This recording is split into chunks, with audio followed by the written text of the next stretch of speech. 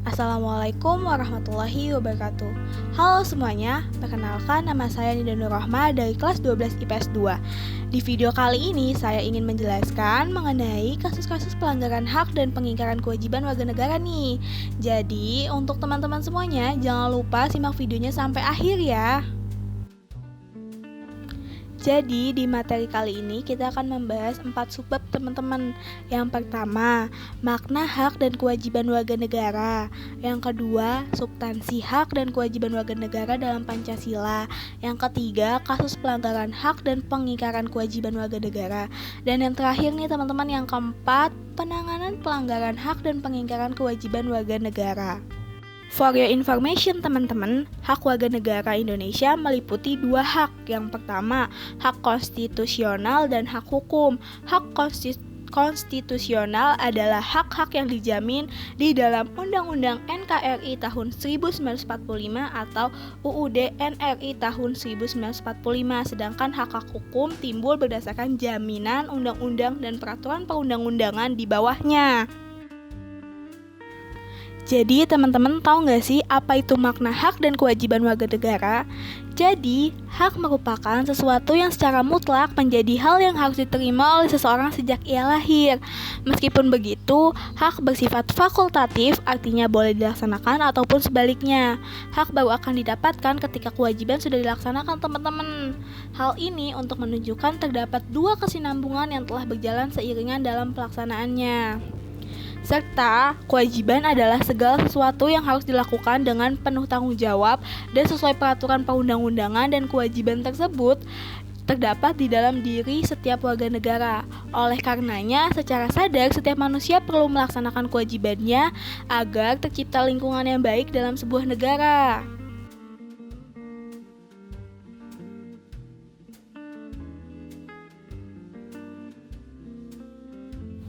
Nah, hak itu sendiri biasanya kita sebut sebagai hak asasi manusia. Hak asasi manusia adalah hak yang melekat pada diri setiap pribadi manusia. Karena itu, hak asasi manusia itu berbeda dengan pengertian hak warga negara. Ngomongin soal hak warga negara sendiri itu merupakan seperangkat hak yang melekat pada diri manusia dalam kedudukannya sebagai anggota dari sebuah negara. Dan perlu diketahui teman-teman, hak asasi itu sifatnya universal, tidak terpengaruh dengan status kewarganegaraan seseorang. Namun hak warga negara dibatasi oleh status kewarganegaraannya. Nah, selanjutnya nih teman-teman, kewajiban asasi. Kewajiban asasi merupakan kewajiban dasar setiap orang. Dengan demikian, kewajiban asasi terlepas dengan kewarganegaraannya yang dimiliki oleh orang tersebut. Sementara itu, kewajiban negara dibatasi oleh status kewarganegaraannya. Hak dan kewajiban warga negara juga tidak dapat dipisahkan karena bagaimanapun dari kewajiban itulah muncul hak, dan begitupun sebaliknya.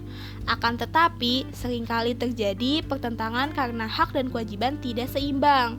Hal ini disebabkan oleh ketidakseimbangan antara hak dan kewajiban. Dan apabila keseimbangan itu tidak ada, akan terjadi kesenjangan yang berkepanjangan.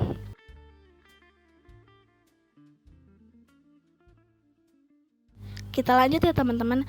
Kalian tahu nggak sih apa itu hak dan kewajiban warga negara dalam Pancasila? Nah, pengertian Pancasila itu sendiri merupakan ideologi yang mengedepankan nilai-nilai kemanusiaan. Pancasila sangat menghormati hak dan kewajiban setiap warga negara. Lalu, bagaimana Pancasila mengatur hak dan kewajiban setiap warga negara? Jadi, Pancasila sendiri menjamin hak asasi manusia melalui nilai-nilai yang terkandung di dalamnya. Nilai-nilai tersebut dapat dikategorikan menjadi 3, yakni nilai dasar, nilai instrumental, dan nilai praksis. Dari ketiga nilai tersebut secara langsung ataupun tidak langsung mengatur hak dan kewajiban warga negara. Nah, di sini kita bahas satu-satu ya teman-teman. Yang pertama, berdasarkan nilai dasar. Nilai dasar berkaitan dengan hakikat kelima sila Pancasila, yaitu nilai ketuhanan, nilai kemanusiaan, nilai persatuan, nilai kerakyatan, dan nilai keadilan. Nilai tersebut bersifat universal sehingga di dalamnya terkandung cita-cita, tujuan, nilai-nilai yang baik dan benar, serta nilai ini bersifat tetap dan melekat pada kelangsungan hidup negara. Nah, yang sudah dijelaskan tadi, nilai dasar itu kan berkaitan dengan hakikat kelima sila Pancasila. Nah, kita kulik satu-satu ya teman-teman. Nah, yang pertama itu ada sila pertama, yaitu ketuhanan yang Maha Esa, di mana sila ini menjamin hak warga negara untuk bebas memeluk agama sesuai dengan kepercayaan serta melaksanakan ibadah sesuai dengan ajaran agamanya masing-masing. Nah, contohnya mengembangkan toleransi antar umat beragama menuju terwujudnya kehidupan yang serasi, selaras, dan seimbang. Nah, yang kedua, ada sila kedua nih teman-teman, yaitu kemanusiaan yang adil dan beradab. Nah, sila ini itu menempatkan hak setiap warga negara pada kedudukan yang sama dalam hukum serta memiliki hak-hak yang sama untuk mendapatkan jaminan dan perlindungan hukum. Di sila ini contohnya itu mengakui persamaan derajat, hak, dan kewajiban setiap manusia tanpa membeda-bedakan suku, keturunan, agama, jenis kelamin, dan sebagainya. Nah, yang ketiga yaitu Persatuan Indonesia. Sila ini menjamin hak-hak setiap warga negara dalam keberagaman yang terjadi pada masyarakat Indonesia, seperti hak mengembangkan budaya daerah untuk memperkaya budaya nasional. Contohnya, mengembangkan Persatuan Indonesia atas dasar Bhinneka Tunggal Ika. Nah, yang keempat nih teman-teman, ada kerakyatan yang dipimpin oleh hikmat kebijaksanaan dalam permusyawaratan perwakilan. Di sila ini itu terdapat di dalam kehidupan pemerintah bernegara dan bermasyarakat yang demokratis, menjamin partisipasi politik warga negara yang diwujudkan dalam bentuk kebebasan berpendapat dan berorganisasi serta hak berpartisipasi dalam pemilihan umum. Nah, di sila ini tuh contohnya mengutamakan musyawarah mufakat dalam setiap pengambilan keputusan. Dan yang terakhir nih teman-teman, sila kelima yaitu keadilan sosial bagi seluruh rakyat Indonesia. Di sila ini mengakui hak perorangan dan dilindungi pemanfaatannya oleh negara serta memberi kesempatan sebesar-besarnya pada masyarakat. Di sila ini contohnya mengembangkan sikap gotong royong dan kekeluargaan dengan masyarakat di lingkungan sekitar. Nah, selanjutnya ada nilai instrumental teman-teman. Nilai instrumental pada dasarnya merupakan penjabaran dari nilai-nilai dasar yang terkandung dalam Pancasila. Perwujudan nilai instrumental ini pada umumnya berbentuk ketentuan-ketentuan konstitusional mulai dari Undang-Undang Dasar sampai dengan peraturan daerah. Pada bagian ini, kita akan diajak untuk menganalisis keberadaan hak dan kewajiban warga negara dalam Undang-Undang NRI tahun 1945. Nah, yang pertama itu ada hak atas kewarganegaraan terdapat dalam pasal 26 ayat 1 dan 2. Yang kedua, kesamaan kedudukan dalam hukum dan pemerintahan terdapat dalam pasal 27 ayat 1. Yang ketiga, hak atas pekerjaan dan penghidupan yang layak bagi kemanusiaan terdapat dalam pasal 27 ayat 1. Yang keempat, hak dan kewajiban bela negara terdapat dalam pasal 27 ayat 3. Yang kelima, kemerdekaan berserikat dan berkumpul terdapat dalam pasal 28. Yang keenam, kemerdekaan memeluk agama terdapat dalam pasal 29 ayat 1. Yang ketujuh, pertahanan dan keamanan negara terdapat di dalam pasal 30 ayat 1 dan 2. Yang kedelapan, hak mendapat pendidikan terdapat dalam pasal 31 ayat 1 dan 31 ayat 2. Yang kesembilan, kebudayaan nasional Indonesia terdapat dalam pasal 32 ayat 1 dan 32 ayat 2. Yang ke-10, perekonomian nasional terdapat dalam pasal 33 terdiri dari 5 ayat. Nah, yang terakhir nih teman-teman, yang ke-11, kesejahteraan sosial terdapat dalam pasal 34 yang terdiri atas 4 ayat. Nah, yang terakhir ada nilai praksis teman-teman. Nilai praksis ini pada hakikatnya merupakan perwujudan dari nilai-nilai instrumental. Dengan kata lain, nilai praksis merupakan realisasi dari ketentuan-ketentuan yang termuat dalam peraturan perundang-undangan yang terwujud dalam sikap dan tindakan sehari-hari. Nilai ini selalu berkembang dan selalu ada perubahan serta perbaikan sesuai dengan perkembangan zaman dan aspirasi masyarakat. Dikarenakan Pancasila adalah ideologi yang terbuka. Dan adapun hak dan kewajiban warga negara dalam nilai praksis Pancasila dapat terwujud apabila nilai-nilai dasar dan instrumental dari Pancasila itu sendiri dapat dilaksanakan dalam kehidupan sehari-hari teman-teman.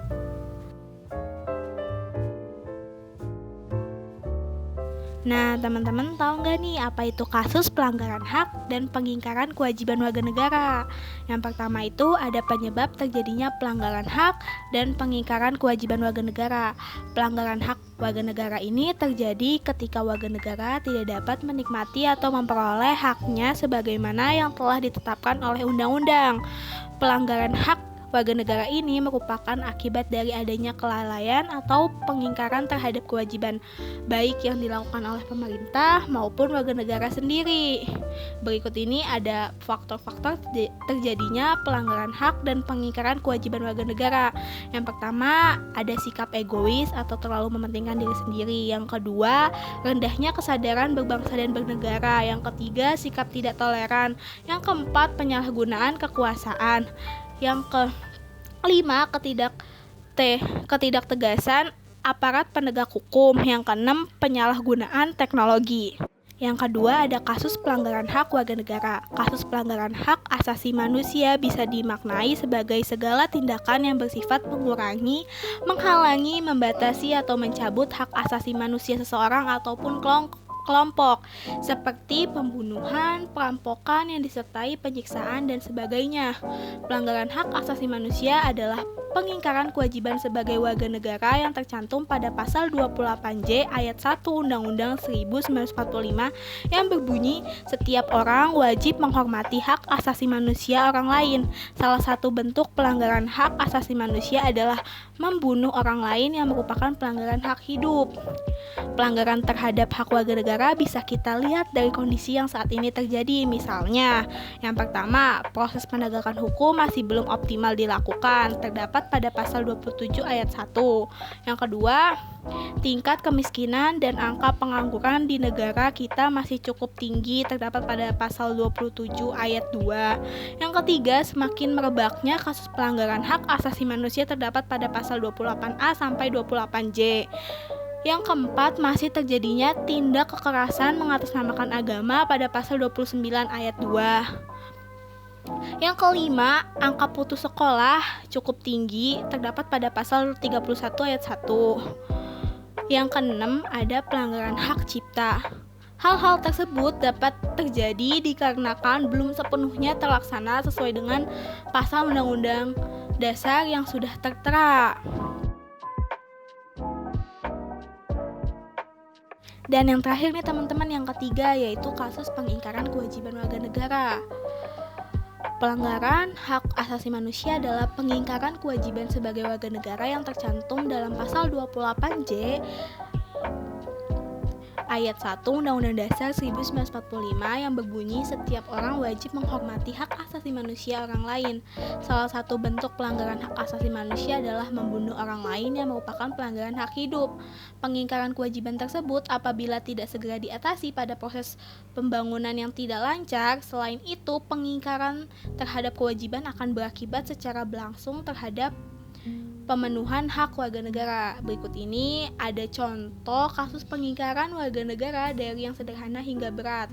Yang pertama, membuang sampah sembarangan. Yang kedua, melanggar aturan lalu lintas. Contohnya, tidak memakai helm, tidak mempunyai SIM, dan lain sebagainya. Yang ketiga, merusak fasilitas negara. Contohnya, mencoret-coret bangunan milik umum, merusak jaringan telepon, dan lain sebagainya. Yang keempat, tidak membayar pajak kepada negara. Contohnya, pajak bumi dan bangunan, dan lain sebagainya.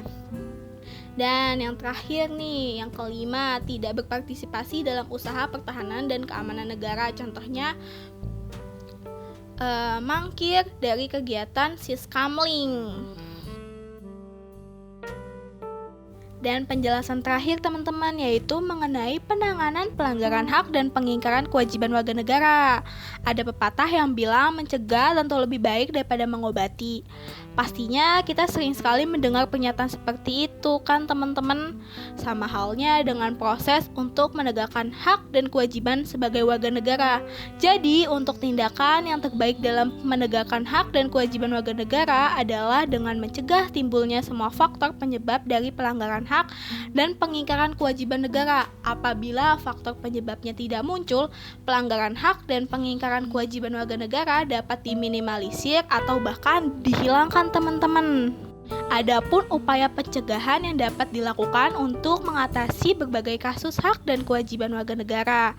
Yang pertama itu ada supremasi hukum dan demokrasi harus ditegakkan. Yang kedua, mengoptimalkan peran lembaga-lembaga selain lembaga tinggi negara yang berwenang dalam penegakan hak dan kewajiban warga negara. Yang ketiga, meningkatkan kualitas pelayanan publik. Yang keempat, meningkatkan pengawasan dari masyarakat dan lembaga-lembaga politik terhadap setiap upaya penegakan hak dan kewajiban warga negara. Yang kelima, meningkatkan penyebarluasan prinsip-prinsip kesadaran bernegara kepada masyarakat melalui lembaga pendidikan formal seperti sekolah ataupun perguruan tinggi. Yang keenam, meningkatkan profesionalisme lembaga keamanan dan pertahanan negara. Dan yang ketujuh, yang terakhir nih teman-teman, yaitu meningkatkan kerjasama yang harmonis antar kelompok ataupun golongan dalam masyarakat. Selain upaya, di sini pun ada fungsi utama untuk menegakkan hukum sebagai berikut nih teman-teman. Yang pertama, ada kepolisian melakukan penanganan terhadap kasus-kasus yang berkaitan dengan pelanggaran terhadap hak warga negara untuk mendapatkan rasa aman. Yang kedua, Tentara Nasional Indonesia melakukan penanganan terhadap kasus-kasus yang berkaitan dengan pelanggaran peraturan lalu lintas. Yang ketiga, Komisi Pemberantasan Korupsi atau KPK melakukan penanganan terhadap kasus-kasus korupsi dan penyalahgunaan keuangan negara. Dan yang terakhir, yang keempat, lembaga peradilan melakukan perannya untuk menjatuhkan vonis atas kasus pelanggaran hak dan pengingkaran kewajiban warga negara. Dan yang terakhir yaitu membangun partisipasi masyarakat dalam pencegahan terjadinya pelanggaran hak dan pengingkaran kewajiban warga negara. Upaya pencegahan dan penanganan pelanggaran hak dan pengingkaran kewajiban warga negara yang dilakukan oleh pemerintah tidak akan berhasil tanpa didukung oleh sikap dan perilaku warga negaranya yang mencerminkan penegakan hak dan kewajiban warga negara. Sikap tersebut dapat kita tampilkan dalam perilaku di lingkungan keluarga, sekolah, masyarakat, bangsa, dan negara, teman-teman. Jadi, itu saja yang dapat saya sampaikan mengenai kasus-kasus pelanggaran hak dan pengingkaran kewajiban warga negara. Semoga dari video kali ini dapat bermanfaat bagi teman-teman semua. Dan apabila ada kata-kata yang kurang berkenan di hati kalian, mohon dimaafkan ya teman-teman. Kurang lebihnya mohon maaf. Wassalamualaikum warahmatullahi wabarakatuh. Sampai jumpa di video selanjutnya ya.